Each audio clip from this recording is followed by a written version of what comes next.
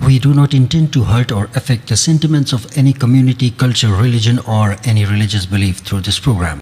The only motive of this program is to highlight the facts on the basis of evidences collected from different sources. If this program affects or hurts the sentiments of any community, culture, religion, or any religious belief, it will be purely coincidental. इस कार्यक्रम के द्वारा हमारा उद्देश्य किसी जाति, संस्कृति, धर्म या धार्मिक मान्यता को ठेस पहुंचाना नहीं है। इस कार्यक्रम का उद्देश्य सिर्फ साक्ष्य और प्रमाणों के आधार पर सत्य को उजागर करना है, जो कि अलग अलग माध्यमों से जुटाए गए हैं। यदि इस कार्यक्रम के द्वारा किसी जाति, संस्कृति, धर्म या धार्मिक मान्यता को ठेस पहुंचती है तो ये सिर्फ एक इत्तेफाक होगा।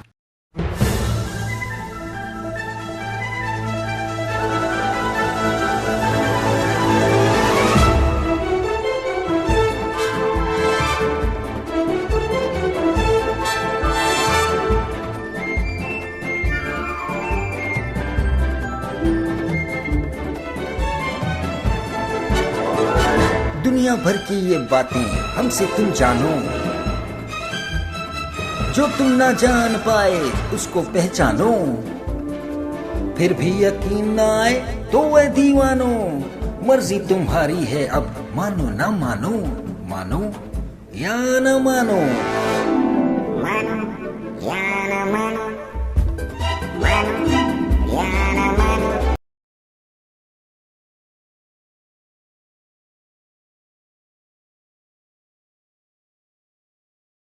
तो दोस्तों, मानो या न मानो के आज के एपिसोड में एक बार फिर आप सभी का स्वागत करता हूं। मैं आपका दोस्त और होस्ट आरजे कुमार एक बार फिर आपकी खिदमत और सेवा में हाजिर हूं लेकर के मानो या न मानो का आज का एपिसोड।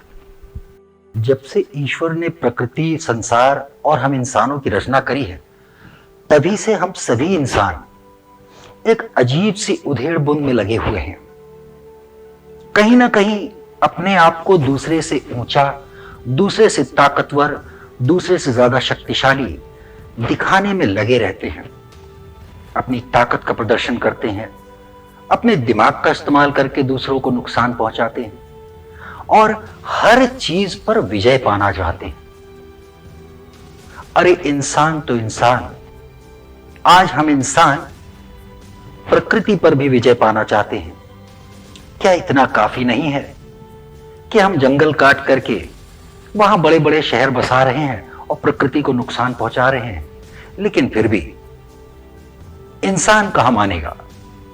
उसे तो अपनी ताकत का और हिम्मत का प्रदर्शन करना ही करना है। पर याद रखिए कि ऊपर वाले और नियति के आगे बड़े से बड़ा ताकतवर इंसान भी बहुत कमजोर नजर आता है। चाहे कितना भी बुद्धिमान, कितना भी शक्तिशाली इंसान हो, जब प्रकृति पलट के वार करती है या प्रकृति अपनी ताकत दिखाती है, तो शक्तिशाली से शक्तिशाली इंसान भी एक छोटे से तिनके मात्र नजर आता है। और इसीलिए कुछ ऐसे स्थान भी हैं प्रकृति में जहां पर लाखों और हजारों कोशिश करने के बाद भी इंसान विजय नहीं पा पाया। नहीं समझे? तो चलिए देखते हैं आज की अपनी पहली स्टोरी।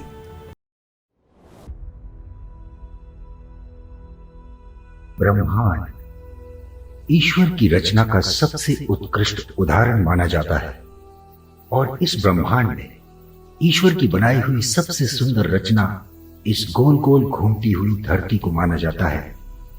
जहां ईश्वर ने धरती पर जीवन की शुरुआत के लिए मनुष्य और तरह तरह के जीव जंतु बनाए, वहीं जीवन चक्र की मदद करने के लिए उसने इंसानों और तरह तरह के जीवों के साथ साथ इन पर नियंत्रण रखने के लिए प्रकृति का भी निर्माण किया। पर इंसान जहां अपने आसपास की हर चीज पर नियंत्रण पाने की लगातार कोशिश करता आया है, वहीं इंसान धीरे धीरे प्रकृति पर भी अपना नियंत्रण रखने की नाकाम कोशिशें लगातार करता रहा है। पर जैसे ईश्वर इस धरती पर जीवन से जुड़ी हर चीज पर अपना नियंत्रण रखते हैं, ठीक उसी प्रकार परमात्मा के ही हाथों में प्रकृति का भी नियंत्रण है और इस संपूर्ण ब्रह्मांड के अंत तक उसका ही नियंत्रण यानी कि कंट्रोल बना रहेगा। ईश्वर की बनाई इस धरती पर जहां एक तरफ विशाल समुद्र है तो वहीं बड़े बड़े जंगल भी, नदियां हैं तो वहीं अनंत आकाश, और आकाश की ऊंचाइयों को छूने वाले विशाल पर्वत। परमात्मा की बनाई इस सृष्टि को इंसान यानी कि मनुष्य रोज चुनौती देते हुए विशाल समुद्रों पर अपना आधिपत्य यानी कि कब्जा जमाने में कामयाब हो चुके हैं, तो वहीं विशाल आकाश पर भी अपना अधिकार प्राप्त कर चुके हैं। जंगलों को काटकर प्रकृति को नुकसान पहुंचाते हुए बड़े बड़े शहर बसाने में भी कामयाबी हासिल कर चुके हैं। पर जहां एक तरफ इंसान दूसरे इंसानों को अपनी ताकत और पराक्रम दिखाने में पीछे नहीं हटता, वहीं इंसानों ने प्रकृति को भी अपने अधीन करने में अपनी हिम्मत, ताकत और पराक्रम का दिखावा करने में कोई कसर नहीं छोड़ी। समुद्र, नदियां, जंगल और आकाश पर विजय पाने के बाद इंसानों ने अपना अगला शिकार विशाल पर्वतों को भी बनाना शुरू कर दिया, और देखते ही देखते संसार के सबसे ऊंचे पर्वत माउंट एवरेस्ट की चोटी पर भी पहुंचकर अपनी हिम्मत और शारीरिक क्षमताओं का प्रमाण दे दिया। माउंट एवरेस्ट, जिसकी ऊंचाई लगभग 8,848 मीटर है, उसकी बर्फ से भरी चट्टानों को चीरते हुए जहां कई पर्वतारोहियों ने अपनी जान तक गंवा डाली है, वहीं बहुत से लोगों ने उसकी ऊंचाई पर पहुंचकर बड़े बड़े रिकॉर्ड्स भी बना डाले हैं। पर ईश्वर के द्वारा बनाई गई इस प्रकृति में कुछ स्थान ऐसे भी हैं जिन पर हजारों और लाखों बार प्रयास करने के बाद भी इंसानों को विजय प्राप्त नहीं हो पाई है और ना ही आगे हासिल हो पाएगी। हिंदू धर्म के सभी धार्मिक ग्रंथों में एक ऐसे पर्वत का उल्लेख हमेशा मिलता आया है जिसका सीधा संबंध आदि और अनंत दोनों से ही है। मानो या न मानो में आज हम बात करेंगे उस पर्वत के बारे में जिसकी ऊंचाई माउंट एवरेस्ट से भी लगभग 2000 मीटर कम है। वो पर्वत जो अपने आप में गवाह है आदि और अनंत का। वो पर्वत जहां देवताओं के भी शीश झुक जाते हैं। वो पर्वत जिसके रोम रोम में परमेश्वर की भक्ति बसती है। वो पर्वत जिसको स्वर्ग से भी ज्यादा पवित्र माना जाता है। वो पर्वत जिसे आज के वैज्ञानिकों ने भी अलौकिक मान लिया है। वो पर्वत जिसके शिखर तक पहुंचने में आज तक किसी भी इंसान को कामयाबी हासिल नहीं हुई। एक ऐसा पर्वत जिसे स्वयं देवादिदेव महादेव का परम धाम होने का गौरव हासिल है। आज हम आपको जानकारी देने वाले हैं माउंट कैलाश यानी कि भगवान शिव के परम धाम कैलाश पर्वत के बारे में।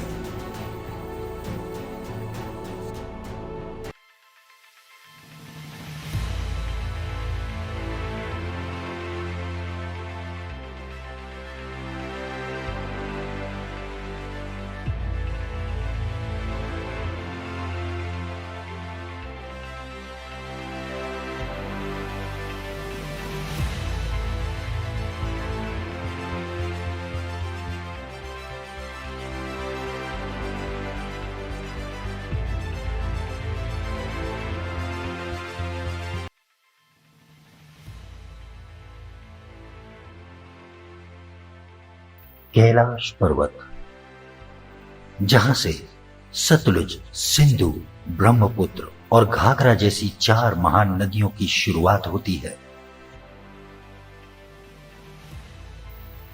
ये वो पर्वत है जिसके चरणों में दुनिया के सबसे ऊंचे स्थान पर मौजूद 2 झीलें हैं, मानसरोवर झील और राक्षस ताल।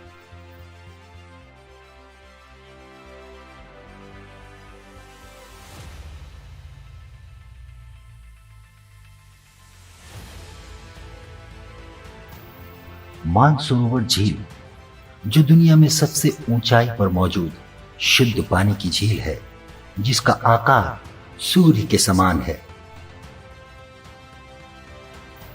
और दूसरी राक्षस ताल जो संसार में सबसे ऊंचाई पर मौजूद खारे पानी की झील है, जिसका आकार चंद्र के समान है। पुराणों के अनुसार इसी राक्षस झील के किनारे रावण ने भगवान शिव की तपस्या करके उन्हें प्रसन्न किया था। ये दोनों झीलें एक दूसरे की विरोधी मानी जाती हैं।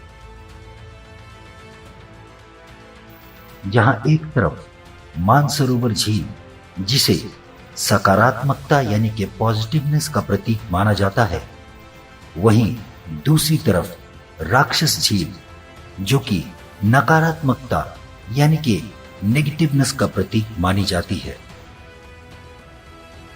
शास्त्रों के अनुसार मानसरोवर झील में प्रातः 3 बजे से लेकर 5 बजे तक ब्रह्म मुहूर्त में देवता भी स्नान करने के लिए आते हैं, और ऐसी मान्यता है कि जो भी मनुष्य इस झील में ब्रह्म मुहूर्त में स्नान करते हैं, उन्हें मृत्यु के पश्चात रुद्रलोक में स्थान प्राप्त होता है।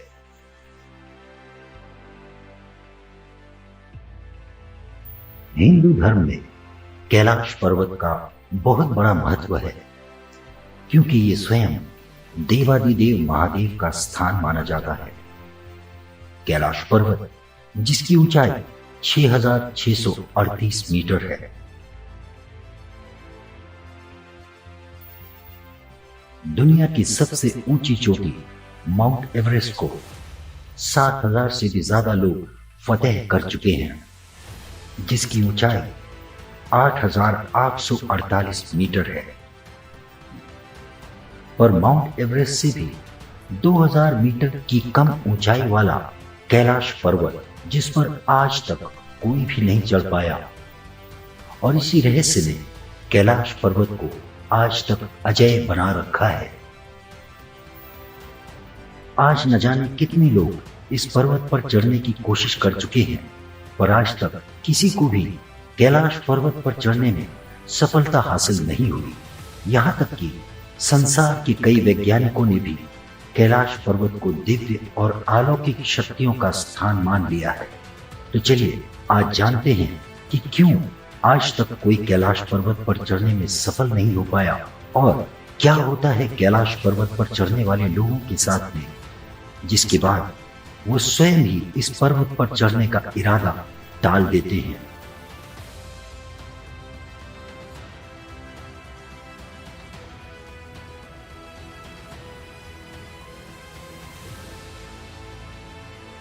कैलाश पर्वत को संसार के सबसे रहस्यमयी पर्वत के रूप में जाना जाता है।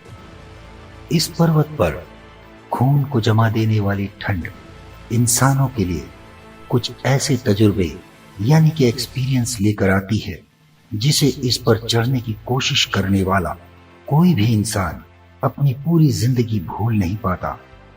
यूं तो ये संपूर्ण कैलाश पर्वत किसी रहस्य से कम नहीं, पर आज मानो या न मानो में इसके कुछ खास रहस्यों की ओर हम रोशनी डालेंगे। कैलाश पर्वत पर चढ़ने वाले लोगों को इस पर्वत पर चढ़ते ही दिशा भ्रम होने लगता है, और इस पर्वत के दिव्य प्रभाव से इंसान सारी दिशाएं यानी कि डायरेक्शंस भूलकर भ्रमित होने लगता है, और इस पर चढ़ने वाले लोगों को समझ में नहीं आता कि पूरब किस तरफ है और पश्चिम किस तरफ, उत्तर किस तरफ है और दक्षिण किस तरफ। इतना ही नहीं कि इंसानी दिमाग, बल्कि साइंटिफिकली डिजाइंड वर्ल्ड के सभी बेस्ट दिशाओं का पता लगाने वाले कंपास भी कैलाश पर्वत पर सही दिशा दिखाने में फेल हो जाते हैं। कैलाश पर्वत के कई रहस्यों में से एक सबसे बड़ा रहस्य है समय। जी हां, कैलाश पर्वत पर बड़े ही रहस्यमयी, दिव्य और अकल्पनीय तरीके से समय तेजी से बढ़ने लगता है। इस पर्वत पर चढ़ने की कोशिश करने वाले लोग इस पर चढ़ना शुरू करते ही अपनी उम्र में बदलाव भी देखना शुरू कर देते हैं। ऐसा माना जाता है कि कैलाश पर्वत पर समय बहुत तेजी से बीतने लगता है, और कैलाश पर्वत पर चढ़ते ही तेजी से एक इंसान के बाल और नाखून बढ़ने लगते हैं। यहां तक कि जितने बड़े बाल और नाखून 12 से 14 दिनों में बढ़ते हैं, वो कैलाश पर्वत पर कुछ ही घंटों में ही उतने बढ़ जाते हैं। इसके साथ साथ एक इंसान की उम्र भी तेजी से बढ़ने लगती है, या फिर आसान शब्दों में कहा जाए तो कैलाश पर्वत पर चढ़ाई चढ़ते चढ़ते एक जवान इंसान तेजी से बूढ़ा होने लगता है। कैलाश पर्वत पर चढ़ने की आखिरी कोशिश साल 2001 में एक पर्वतारोहियों की टीम के द्वारा की गई थी, पर वो टीम भी कैलाश पर्वत पर चढ़ने का मिशन पूरा नहीं कर पाई। यहां तक कि संसार के सभी वैज्ञानिकों का भी ये मानना है कि कैलाश पर्वत पर चढ़ना असंभव है। कैलाश पर्वत की दिव्य जानकारी रखने वाले लोगों का मानना है कि इस पर्वत पर सिर्फ अच्छी आत्माएं ही चढ़ सकती हैं। कैलाश पर अलौकिक शक्तियों का प्रवाह है। कैलाश पर्वत देखने में एक पिरामिड जैसे आकार का है और वैज्ञानिकों का मानना है कि कैलाश पर्वत धरती का केंद्र है, जिसे एक्सिस मुंडी के नाम से भी जाना जाता है। कहते हैं कि इस पर्वत पर 10 दिशाएं आपस में आकर मिल जाती हैं। रूस के वैज्ञानिक ने कैलाश पर्वत पर काफी सालों तक रिसर्च करने के बाद ये कहा था कि इस पर्वत पर अलौकिक शक्तियों का वास और प्रवाह है, और इसी कारण से इस पर्वत पर कोई भी नॉर्मल इंसान कभी भी विजय नहीं पा सकेगा। वैज्ञानिकों के अनुसार भारत के हिमालय पर्वत की श्रृंखला धरती का केंद्र है और हिमालय पर्वतों का केंद्र कैलाश पर्वत है। कैलाश पर्वत के चारों तरफ के पर्वत मिलकर के इसे एक कमल के रूप में आकार देते हैं। यहां तक कि कैलाश के आसपास के पर्वतों पर बड़े ही दिव्य रूप से ओम की आकृतियां देखने को मिलती हैं, जिनमें से एक पर्वत को ओम पर्वत भी कहा जाता है। कैलाश पर्वत पर रिसर्च करने वाले वैज्ञानिकों ने इस बात का अनुभव करा है कि इस पर्वत के चारों तरफ एक फुसफुसाहट सी सुनाई देती है, जिसमें कई बार ओम शब्द का उच्चारण भी सुनाई देता है। साथ ही साथ इसके चारों तरफ बहने वाली हवा में लोगों को डमरू की आवाज भी सुनाई देती है।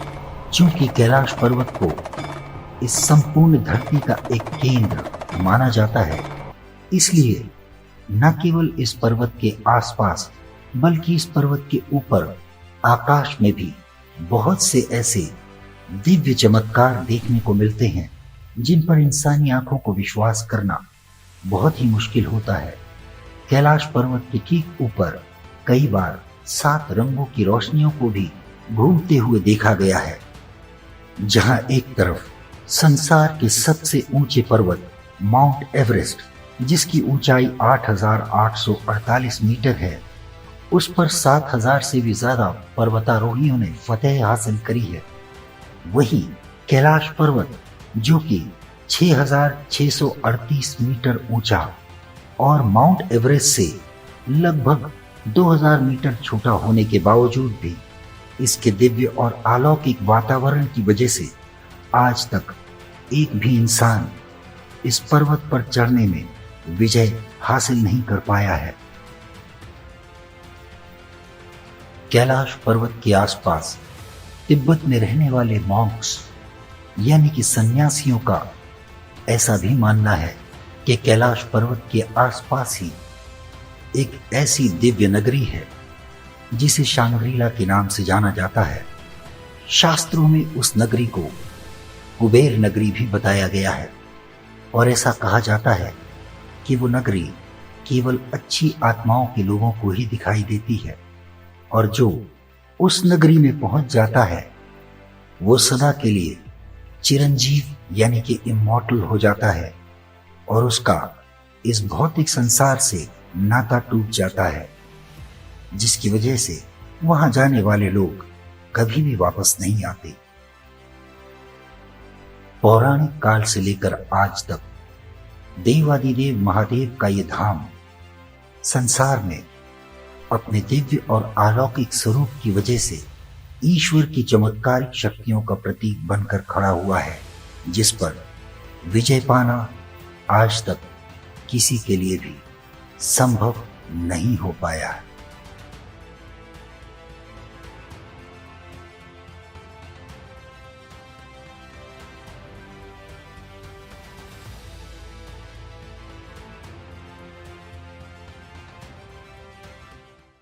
भारत, जिसे कहीं ना कहीं विदेशों में एक गरीब मुल्क की तरीके से देखा जाता है, कम से कम अपनी अरफारिंग, अपना एक्सपीरियंस तो मैं बता ही सकता हूं कि विदेश में रहते हुए पिछले 14 सालों में मैंने बहुत से ऐसे लोगों को कहते हुए सुना कि भारत, अरे ये तो एक छोटा सा गरीब देश है।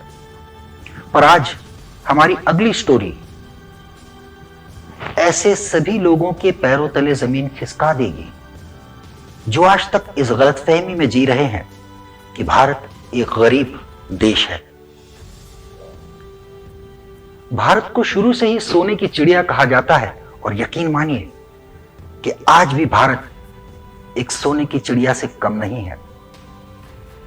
अपनी प्राकृतिक धरोहर के साथ साथ न जाने कितने खजाने भारत में छिपे हुए हैं जिनके केवल एक दरवाजे को खोलने की देर है और भारत शायद संसार का सबसे अमीर देश बन जाए।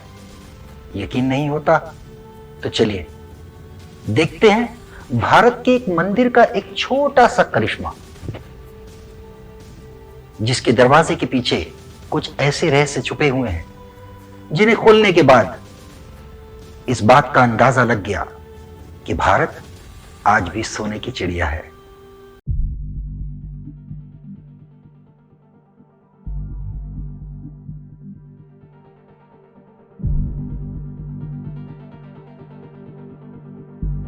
भारत, जिसे सारा संसार सोने की चिड़िया के नाम से भी पुकारता आया है, और भारत को इस नाम से पुकारे जाने का एकमात्र कारण है भारत की अपार धन संपदा।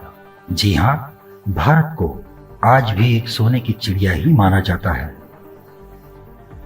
जहां एक तरफ मुगल शासकों ने भारत की अपार धन संपदा को कई वर्षों तक लूटा, तो वहीं दूसरी तरफ अंग्रेजों और अंग्रेजी मूल के लोगों ने भी भारत को लूटने में कोई कसर नहीं छोड़ी।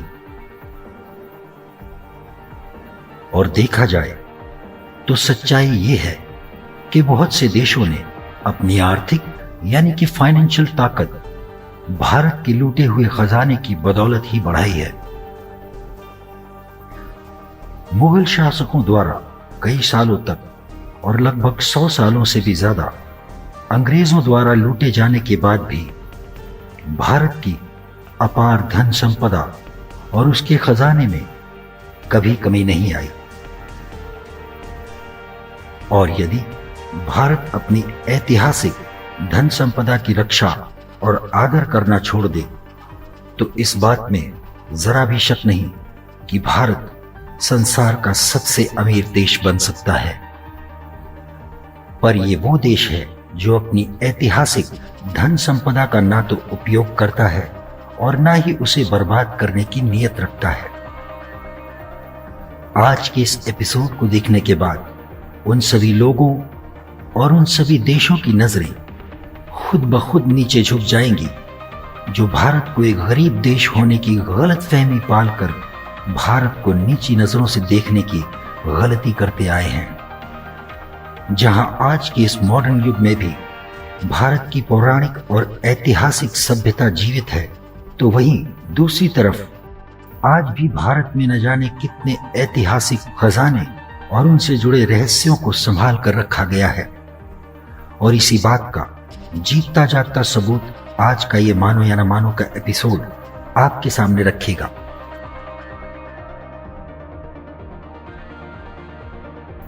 कहते हैं कि खजाने सिर्फ राजा महाराजाओं से ही ताल्लुक रखते हैं, पर भारत में कई ऐसे नायाब खजाने हैं जिनका संबंध भारत के पौराणिक मंदिरों से भी है।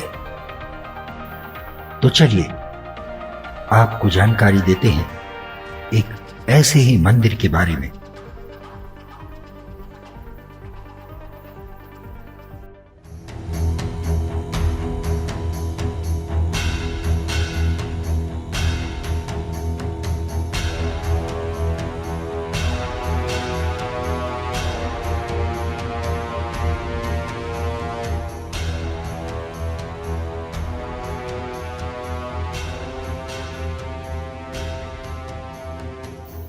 दक्षिण भारत के तिरुवनंतपुरम में स्थित प्राचीन श्री पद्मनाभ स्वामी मंदिर भारत के आज भी एक सोने की चिड़िया होने का उदाहरण है और इस मंदिर को भारत के सबसे पुराने और सबसे अमीर यानी कि रिच मंदिरों में से एक माना जाता है।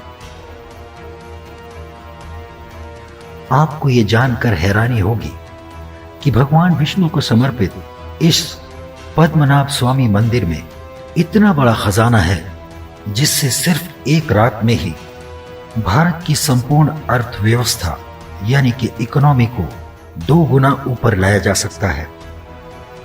इस मंदिर के खजाने की वैल्यू भारत के 3 प्रांतों के बजट से भी ज्यादा है। इस मंदिर के खजाने को यदि इस्तेमाल किया जाए तो लगभग 290 हाईली सोफिस्टिकेटेड हॉस्पिटल्स बनाए जा सकते हैं या फिर पूरे भारत में 14,000 किलोमीटर लंबी सड़कों का निर्माण किया जा सकता है। दिल्ली शहर के इंटरनेशनल स्टेडियम जैसे 1000 स्टेडियम बनाए जा सकते हैं और अपनी मेहनत पर विश्वास रखकर भारत में रहने वाली जनता ऐसे खजानों का सम्मान और रक्षा करते हुए इन खजानों का इस्तेमाल या दुरुपयोग नहीं करती। भारत का एक प्रचलित प्रांत यानी कि स्टेट केरला, जिसकी राजधानी त्रिवेंद्रम जिसे तिरुवनंतपुरम के नाम से भी जाना जाता है, यहाँ की मुख्य भाषा मलयालम है। सभी धर्मों को अपने अंदर बसाए हुए इस शहर को देवताओं का शहर भी कहा जाता है। श्री पद्मनाभ स्वामी मंदिर हिंदुओं के भगवान विष्णु का प्रसिद्ध मंदिर है। कहा जाता है कि 10वीं शताब्दी में इस मंदिर का निर्माण कराया गया और कहीं कहीं पर इसे 16वीं शताब्दी में बनाए जाने की भी बात कही गई है। लगभग 400 सालों से भी पहले त्रावणकोर साम्राज्य के राजा मार्तंड वर्मा ने अपने आसपास के क्षेत्र को एक व्यावसायिक यानी कि एक बिजनेस हब की तरीके से बना लिया था, जहां विदेशों से लोग यहाँ के मसाले, आयुर्वेदिक जड़ी बूटियां और तरह तरह की चीजें खरीदने के लिए हीरे, जवाहरात और सोने के सिक्के लेकर आते थे और कुछ ही समय में राजा मार्तंड वर्मा का खजाना इतना बढ़ गया कि इसकी चर्चा दूर दूर तक होने लगी। सन 1750 में राजा मार्तंड ने अपना शासन छोड़ करके खुद को ईश्वर की भक्ति के लिए समर्पित कर दिया और अपना राज्य भगवान को समर्पित कर दिया। राजा मार्तंड ने खुद को भगवान विष्णु की सेवा के लिए समर्पित करते हुए अपने पूरे खजाने को धरती में एक गर्भगृह बनवाकर सुरक्षित रख दिया। इस गर्भगृह के चारों तरफ भगवान विष्णु का मंदिर बनवाया गया। खजाने के गर्भगृह के ठीक ऊपर भगवान विष्णु की पद्मनाभ नामक मुद्रा की मूर्ति स्थापित की गई। इस मंदिर के खजाने को लूटने की नाकाम कोशिश कई शासकों ने की, पर वो इस खजाने को लूट ना पाए और हार कर वापस लौट गए। द्राविड़ शैली से बना ये अद्भुत और सुंदर मंदिर भारत की कलाकारी का एक नायाब सबूत माना जाता है। श्री पद्मनाभ मंदिर में सिर्फ हिंदू धर्म के लोगों को ही जाने की अनुमति है और इस मंदिर में प्रवेश करने के लिए पुरुषों को सफेद धोती और स्त्रियों को साड़ी पहनना अनिवार्य यानी कि फरप्लिक माना जाता है। इस मंदिर की खूबसूरती देखते ही लोगों के मन में श्रद्धा और भक्ति के भाव जागृत हो जाते हैं। तो दोस्तों, अब हम आपको जानकारी देने वाले हैं श्री पद्मनाभ मंदिर के एक अनोखे रहस्य के बारे में, जिसका संबंध है इस मंदिर में बने 6 गुप्त चैम्बरों से। सन 2007 में भारतीय गुप्तचर विभाग आईबी यानी कि इंटेलिजेंस ब्यूरो के एक ऑफिसर टीपी सुंदरम राजन ने इस मंदिर के गर्भगृह में मौजूद 6 दरवाजों को खोलने के लिए भारत की कोर्ट से अपील करी और सन 2011 में भारत के सर्वोच्च न्यायालय यानी कि सुप्रीम कोर्ट ने इस मंदिर के गर्भ में बंद 6 दरवाजों को खोलने की इजाजत देकर कुछ लोगों की एक टीम को श्री पद्मनाभ स्वामी मंदिर भेजा। इस मंदिर में आकर जितनी श्रद्धा और भक्ति जाग जाती है, उतना ही डर और खौफ इसके गर्भगृह में बने उन 6 दरवाजों के पास जाकर महसूस होता है सुप्रीम कोर्ट की बनाई गई टीम के सामने एक एक करके इस मंदिर के 6 द्वारों को खोलने का टास्क था, जिसकी तैयारी शुरू करी गई। क्योंकि इन 6 चैम्बर्स में बने दरवाजों को बहुत ही रहस्यमय तरीके से बनाया गया था, इसलिए इन दरवाजों को खोलने में काफी मेहनत और समय भी लगा।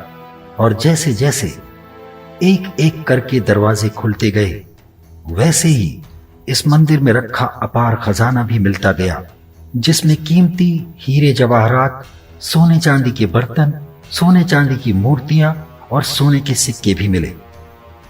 धीरे धीरे करके इस मंदिर के गर्भगृह में बने 5 चैम्बर्स के दरवाजे खोल दिए गए, पर अभी भी एक दरवाजा खोलना बाकी था। परंतु उस छठे चैम्बर के दरवाजे को देखकर ही लोगों के शरीर से लेकर उनकी आत्मा तक कांपने लगी। जानकारी के अनुसार इस छठे चैम्बर को 3 दरवाजों से बंद किया गया था। पहला दरवाजा लोहे का बना हुआ था, उसके पीछे एक लकड़ी का दरवाजा और उसके पीछे एक और लोहे का दरवाजा बना हुआ पाया गया। इस दरवाजे पर कोई भी ताला, हैंडल या कोई भी कुंडी नहीं बनी थी, पर इस छठे दरवाजे पर चेतावनी यानी कि वार्निंग के रूप में 2 भयंकर नागों की आकृति बनी है, जिनको देखकर इसे खोलने वालों का डर कर बुरा हाल हो गया। इन आकृतियों के माध्यम से छठे दरवाजे पर एक चेतावनी यानी कि वार्निंग दी हुई है कि यदि ये द्वार खोला गया तो अंजाम बहुत बुरा होगा, जिसे देखकर इस द्वार को खोलने की हिम्मत किसी में भी नहीं हुई। कहा जाता है कि इस दरवाजे को एक विशेष मंत्र से बांधा गया है, जिसे अष्टनाग बंधन मंत्र या फिर नागपाशम मंत्र कहा जाता है। पर यह अष्टनाग बंधन मंत्र क्या है, इसे कोई नहीं जानता। लोगों का यह भी मानना है कि इस दरवाजे के अंदर जो कुछ भी है, उसकी रक्षा रहस्यमय तरीके से अद्भुत और विशाल नाग करते हैं, और जिसने भी इसे खोलने की गलती करी उसकी मृत्यु निश्चित ही हो जाएगी, और शायद इस द्वार को खोलने से स्वयं प्रलय के द्वार भी खुल जाएंगे।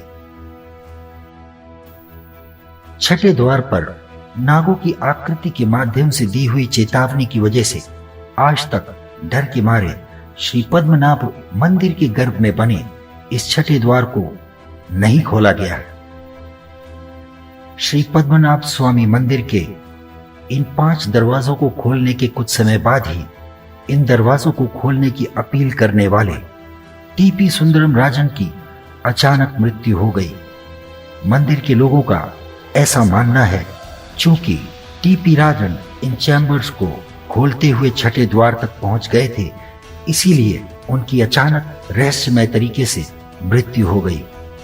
श्री पद्मनाभ मंदिर से मिले खजाने की कीमत लगभग 2200 करोड़ डॉलर्स मानी जाती है।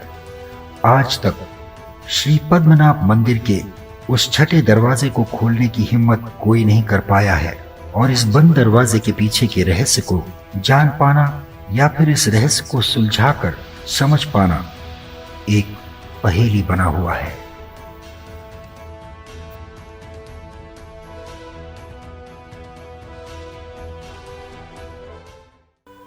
तो दोस्तों, उम्मीद करते हैं कि आज का एपिसोड मानो या ना मानो का आपको जरूर पसंद आया होगा, और इस वादे और उम्मीद के साथ में कि यदि मेरे दिल ने धड़कना ना छोड़ा और मेरे जिस्म में चलती रही मेरी सांसें, तो अगले एपिसोड में फिर से मुलाकात होगी मानो या ना मानो में। तब तक के लिए please do take care of yourself and bye bye.